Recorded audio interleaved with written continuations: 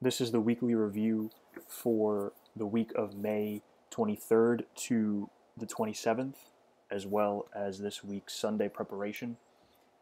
So for Euro, my bias going into the week was bullish because I wanted to see price trade up into this weekly fair value gap outlined here, as well as premium of the weekly range, which I believe was this. Yeah, so premium of this weekly range here and the weekly fair value gap in blue. So starting off on Monday, we did not get any trades in New York session really. The only long opportunity was this one here in London session, where we only rated a pair of M5 equal lows, but we formed the mentorship model here. However, I'm not up for London session anyway. But we had a large range expansion on London, so that meant New York was going to be some relative consolidation, which is exactly what we got here.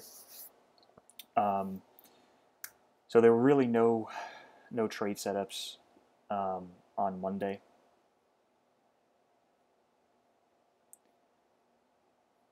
Moving on to Tuesday. Tuesday was where I was looking for the high of the week to form. So I was looking for shorts on Tuesday, and Tuesday gave us a similar daily structure as Monday in terms of a big London expansion, and then New York really just went into consolidation. But we did, in fact, have a mentorship set up here in New York. The issue with this was, and the reason I didn't take it, even though everything looked extremely clean with equal highs being rated. Now, it wasn't a significant liquidity pool in terms of like a H1, H4, or a session high or low. It was just some M15 equal highs. We had that SMT and then this beautiful bearish candle breaking market structure, creating FEG on M15 and M5. The reason I didn't take this was simply because this was just a raid of the consolidation high, and this targeted the consolidation low. So even though we had this break in market structure, I felt that because it was simply a raid of a consolidation high, it didn't mean that we were going to break down lower, especially because we didn't get a break in market structure of the swing low prior to this huge expansion up here. And that ended up turning out to be right, because this break in market structure was simply just a liquidity grab below the range low, and then we did we break market structure on M5? We may have, but basically we had displacement away from it, so there was no M5 break in market structure, but we consolidated in this bullish M5 fair value gap and then went higher. So I feel like this was a good learning opportunity for me, and I believe ICT said it in one of his videos, the mentorship videos, where if price is in a consolidation, just because we like break market structure up or down, doesn't mean that that's a significant break in market structure, because it could just be a liquidity grab to reverse, even if price like actually breaks market structure with a closure of the candle and not just a wick. And that's exactly what we had here. And then going into the afternoon, so we had high impact news with Chairman Powell speaking and then the ECB president speaking. So I kind of extended the day a little bit up until 2 p.m. And I was just basically looking for shorts and looking for a displacement break in market structure lower, right here on this rate of London high, again here, then again here, but we never broke market structure. So there was still no bearish evidence in terms of a setup on the low time frame, because we are here in a high time frame bearish area. this is the weekly OTE, and then we're all inside this weekly weekly fair value gap.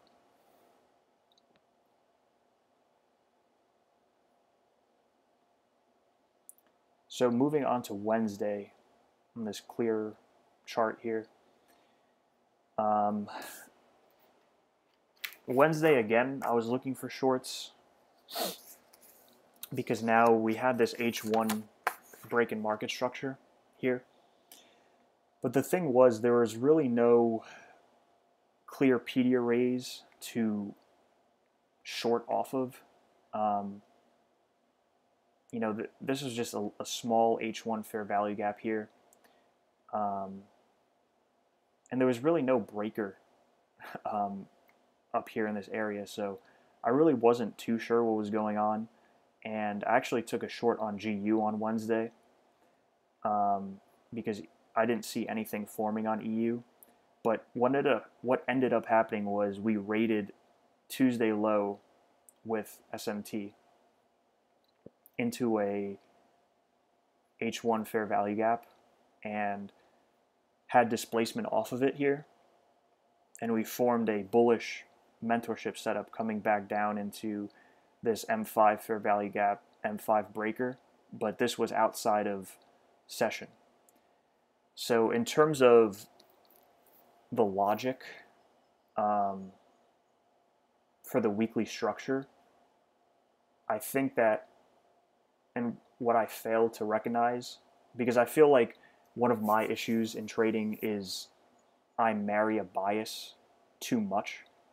And even if we have something in price action that goes against the bias, I'm still going to ignore it. So here we had this bullish raid on Wednesday with SMT and displacement, right? I think that because price had an inability to break down on Tuesday's low and break market structure, you know, going down here, and instead we just rated and went up, this should be a kind of red flag or a light bulb going on in my mind that we're probably not going to have a bearish week, and this Tuesday high is not going to be the high of the week. Because if it was, then we should have seen more of a breakdown here on Wednesday. But instead, we formed a high time frame liquidity grab and mentorship setup, even though it was outside of the trading session. Now for GU, the setup that I took,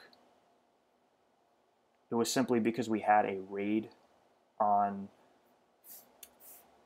or during London session. So EU did not have any type of a raid here. So we had classic mentorship setup in London, and we broke down, and I wanted to get in on this M15 H1 fair value gap. But again, we had this SMT with EU, so EU took Tuesday low, and GU did not. But again, we also had this H1 bearish break in market structure, which is why I really think, or I favored this short to go lower. I noted this consolidation here as well. That may have been an indication to not take the short. So I just noted that in my trade journal as something to be aware of. Instead, you know, you would want to see price rapidly come down, then spike up into the fair value gap and then continue lower, but instead we got this consolidation. So I think that may have been a red flag as to why not to short here, but it's just something that I made note of. So then Thursday I did end up taking a long because I saw that the structure of the day on Thursday was looking bullish in terms of this being the Judas swing. And then we broke up with H1 break in market structure. And I ended up entering in on the 107 big figure here with a stop underneath the H1 fair value gap low. And I was targeting these equal highs up here. And the trade ended up working out. because I ended up holding it after session. So originally I wanted to compound on this M15 fair value gap, but we didn't break market structure on the low-hanging fruit. So one of the things ICT says is when we have this swing prior to the RTO, we want to see a break in market structure there before to give us confirmation that this is actually bullish, and it's not we just raid this and then continue lower. So that's why I wanted to see a break in market structure here before I bought in this M15 for value gap. But we didn't get that here on the first pass through at 10, and then by the time it did break market structure and come down here, this was already after session, which is why I didn't buy this. But in terms of PA and respecting this, this was clean, even though it wasn't in session. So I took 50% off at the low-hanging fruit here, and then I just moved my stop to break even. And I was actually almost stopped out here. Got 20 pips or so.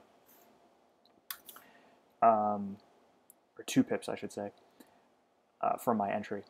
And yeah, then we hit my final take profit here in Asia session. So Thursday, I believe, was really the only logical trading day for me. Looking back, this was clean, but again, entry was not in session. But yeah, this raid here of high time frame liquidity with SMT should have been kind of the light bulb going off saying we're probably going to be bullish this week.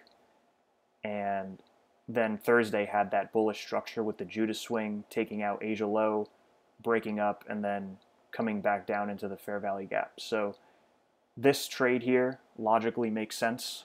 And then we went up to take Tuesday high and classic high of the week on Thursday or Friday. That's the 2 days where you have like a 75% chance of the high of the week forming. So this was clean. Then Friday,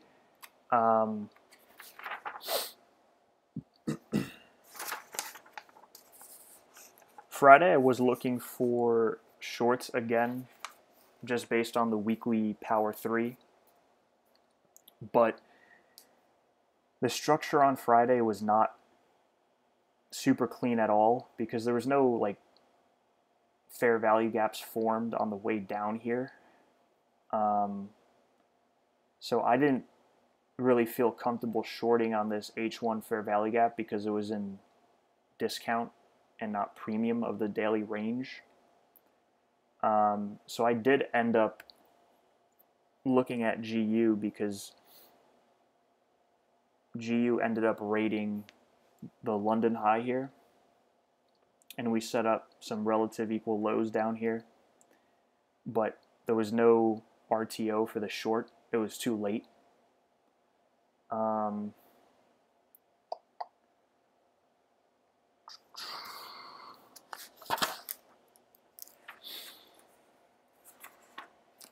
Oh, actually I missed a trade that I took on Thursday. So Thursday on GU, so EU, I took those longs on Thursday. But I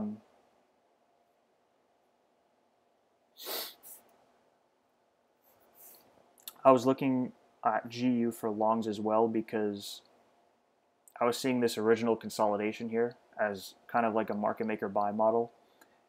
And here we had the mentorship setup, everything. Bullish displacement, fair value gap, raid here. Even though it was a raid of low time frame liquidity, I said, I'm long EU, so I might as well go long GU since the setup is here. And the bias and everything turned out to be right. We ended up taking the initial consolidation, but what ended up happening is we just re-rated a low, re-rated this low, and then this was a H1 low that we rated, and we formed the setup again here. But entry was, the second entry was almost outside of session. So I think this one, the logic here and everything was right. I think this was just a one of the times that you're going to just get stopped out, because everything here was good to go for longs. It was just that we ended up having another raid and a second setup form, and that setup played out where the first one didn't. But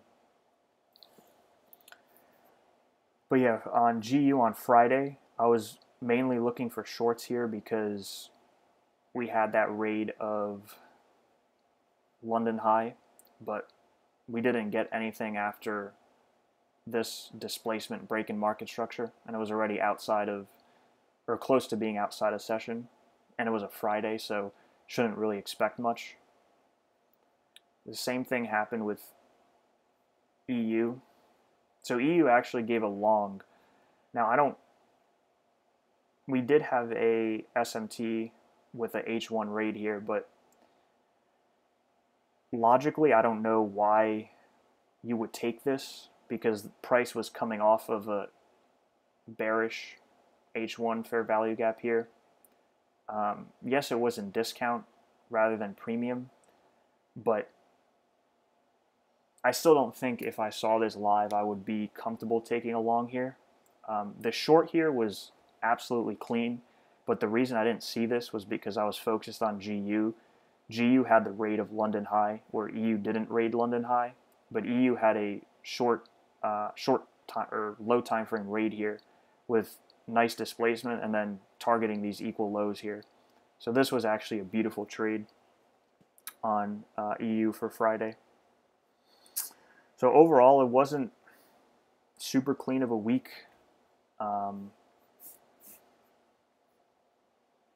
With only Thursday really making sense for trading in terms of the bias. But going into next week, I think that these equal highs here on EU are going to be the draw on liquidity. We have this bearish order block here, daily order block. So unless we get some real big displacement down here, I still think that the bias is bullish, because we've been breaking market structure to the upside and we've been respecting bullish PD arrays since mid-May. You know, breaking market structure retracement, breaking market structure retracement, breaking market structure retracement here. So I think that this can go higher up here, and we're going to just break through this bullish order block. The lowest I would see it go is these relative equal lows here. I think we could see a raid of these lows, but if we break down below them, I think then it's probably best to switch the bias to bearish, because we also have a daily fair value gap here that we can dig into again. So taking off all of this stuff that we don't need anymore.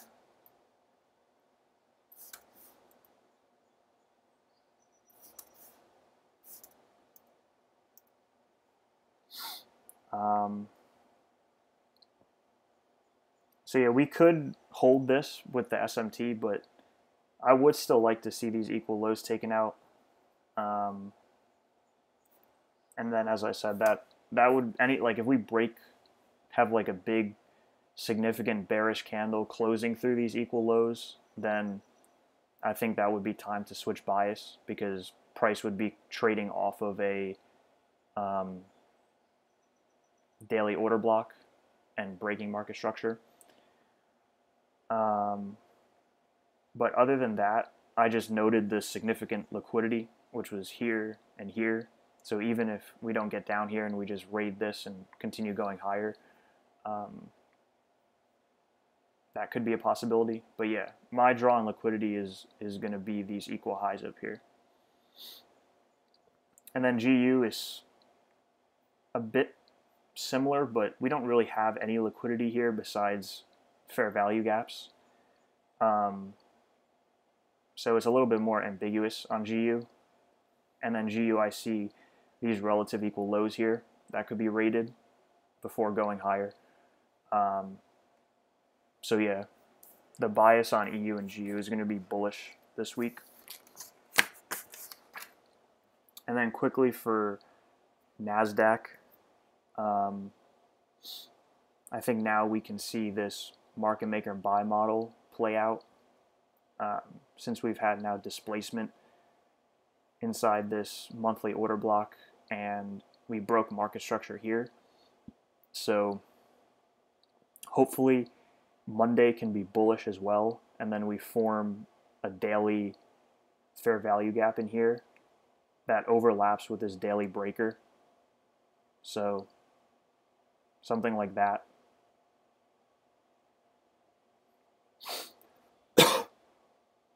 So I think if we gap higher and then, you know, form a bullish candle, Monday closes up here and we see this like 3 candle displacement, I think that's going to be a green light go for longing any retracements back down into this breaker and potential daily fair value gap that we form, with the targets obviously being all of these clean sets of equal highs